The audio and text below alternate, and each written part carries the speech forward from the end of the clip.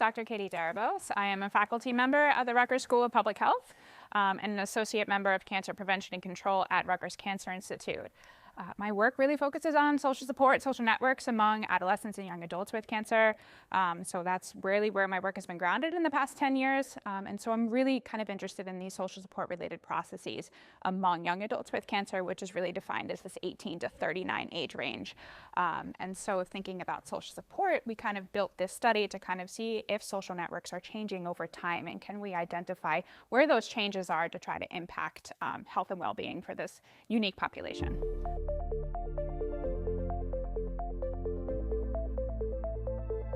So when we think about social support for young adults with cancer, most of the work out there, including my own work, really kind of focuses on asking questions of how satisfied are you with your social support network, from not satisfied to extremely satisfied. And when you think about your social support network, it's not just one person. Could be 5 people, there could be 10 people. And so while that work has really kind of shown that lack of social support is associated with kind of negative health outcomes, what we were really interested is kind of looking at the nitty-gritty of the social network. Who is in your social network? What type of support changes throughout that kind of social network that you have? And then if we can identify any of these changes that are associated with well-being. So we asked young adults to complete a questionnaire. We asked them to tell us about their social networks. Who have you talked to in the past 3 months? List down everybody. And then from that, we kind of ask them questions about, okay, you listed social network member number 1.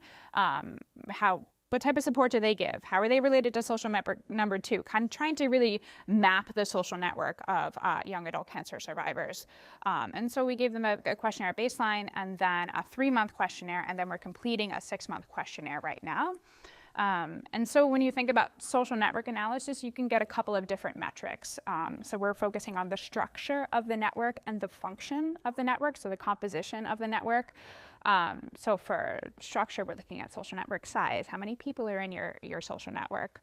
For composition, we're looking at what are the age ranges? Who are these people? Are they an aunt? Are they a mom? Are they a dad?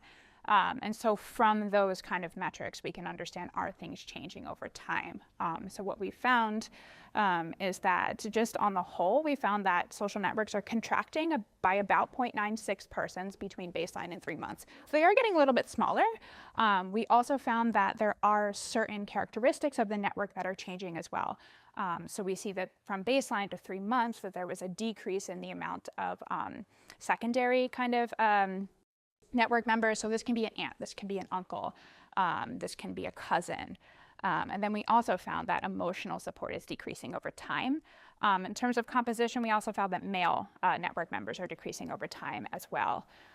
We didn't find between the differences in social networks getting smaller and the loss of kind of these secondary network members, we didn't find that was associated with depression or anxiety, which were our kind of main outcomes.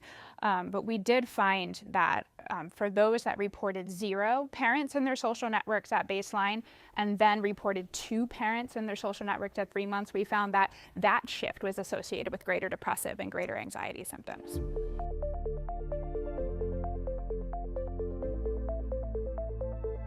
So we didn't look at that quite yet.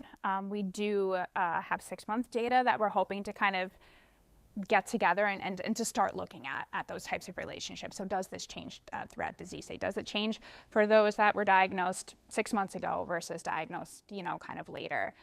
Does it change for those on treatment versus off treatment? So all those questions we have, and we're hoping to answer that with the future data.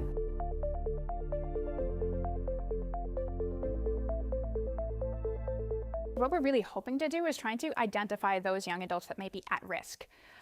What are the changes within their networks that make them more at risk for depression or anxiety? And then can we develop interventions to tailor to that group, right? So if it maybe is that they're losing social network members or they're losing this kind of emotional support, this social support, how can we kind of resource them up at diagnosis to kind of maybe potentially expect that, but give them some content and some delivered intervention information so that we can kind of, shore them up and kind of, see some benefits in health and well-being kind of down the line.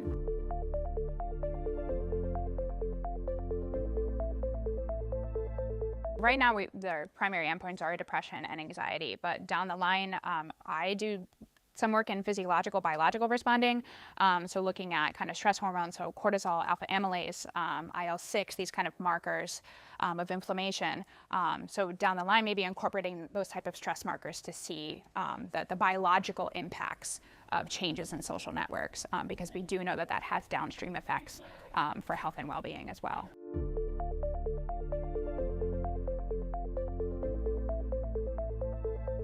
ASCO is a lot to take in. I love it here.